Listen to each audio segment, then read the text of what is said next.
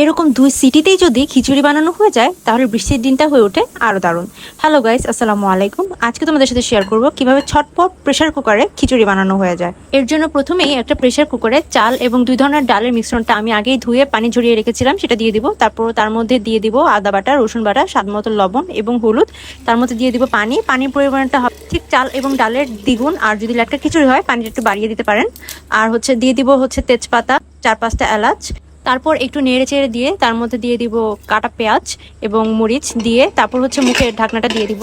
যারা আমার মতো সেম প্রেসার কুকারটা ইউজ করছে তারা একটু চেষ্টা করবেন যেন মুখটা ভালো করে আটকায়, না হলে গ্যাসটা ঠিক মতো বের হবে না। যেহেতু প্রেসার কুকারে রান্না করছে তাই যারা মিডিয়াম আঁচে রান্না করবে তারা 2টা সিটি পর্যন্ত অপেক্ষা করবে, আর যারা একদম লো আঁচে রান্না করবে তারা 4টা সিটি পর্যন্ত অপেক্ষা করবে।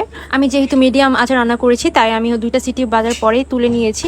এই দেখেন কি সুন্দর করে একদম মাঠালো টাইপের একটা, যেটা আমি যে থিকনেসটা চেয়েছিলাম সেরকম পেয়েছি। আপনারা যদি আরেকটু পানি পানি রাখতে চান বা একটু লেটকা করতে চান তাহলে আরেকটু পানিটা বাড়িয়ে দিবেন, আর যদি ভুনা ভুনা করতে চান তাহলে পানিটা আরেকটু কমিয়ে দিবেন। একদম পুরো চালের ডাবল করলেই একদম ভুনা ভুনা হয়ে যাবে। আর যদি লেটকা হয় তাহলে আরেকটু 3-4 পট পানি বাড়িয়ে দিলেই সুন্দর করে লেটকা হয়ে যাবে। আমি একটু এরকম থিকনেস চেয়েছিলাম, একটু আঠালো টাইপের, একদম সুন্দর করে কুক হয়ে গিয়েছে কোনো ঝামেলা ছাড়াই।